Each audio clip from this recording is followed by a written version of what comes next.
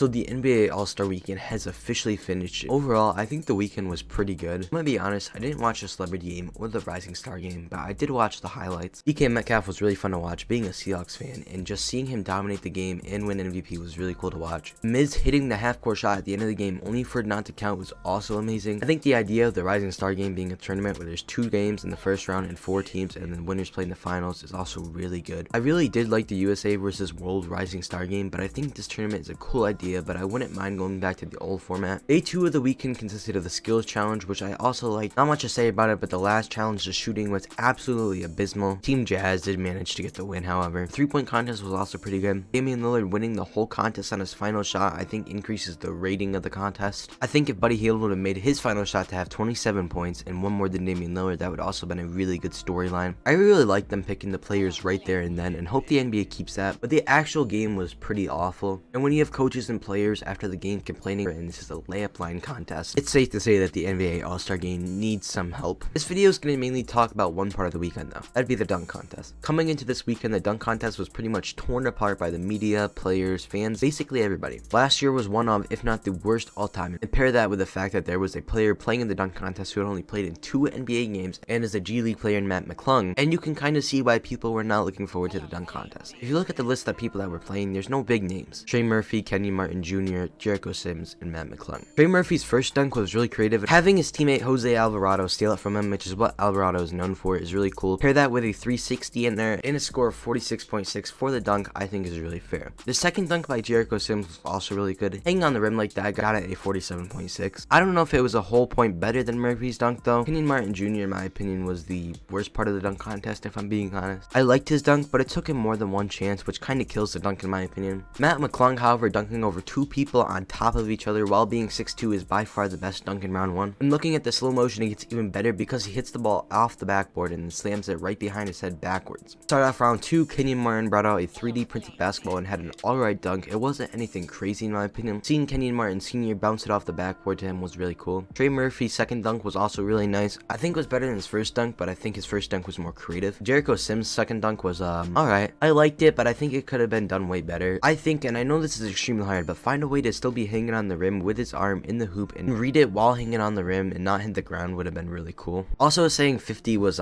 pretty mediocre in my opinion. I don't know about that part because the dunk really wasn't a 50 in any way. Finishing off round 2, Mac McClung does Mac McClung stuff and throws down one of the nastiest dunks in a while, easily advancing to the finals. Heading into the finals, it was Trey Murphy versus Mac McClung. Murphy's first dunk I really liked, the in between the legs, catching the air and finishing it off with a windmill is the icing on the cake. If he had let it drop to the ground, I don't think it would have been nearly as good. Harlem alone did give him a 46, which is a little ridiculous, which we will talk about after. Mac McClung again just did Mac McClung stuff, dunking over people behind his head while his head was at the same height as the rim was just amazing. Murphy's last dunk was questionable. I think if anything, that dunk should have been your first dunk and the dunk you did prior should have been your finale, or even just been a dunk in round 1. Now this is where my one problem of the dunk contest is, and that's Karl Malone. How on earth is Murphy's first dunk a 46, and then his last one, which pretty much everybody agrees was worse, a 48? It just didn't make any sense to me. And to finish off the dunk contest, Mac McClung put on his old high school jersey, the same jersey that made him famous, and did this.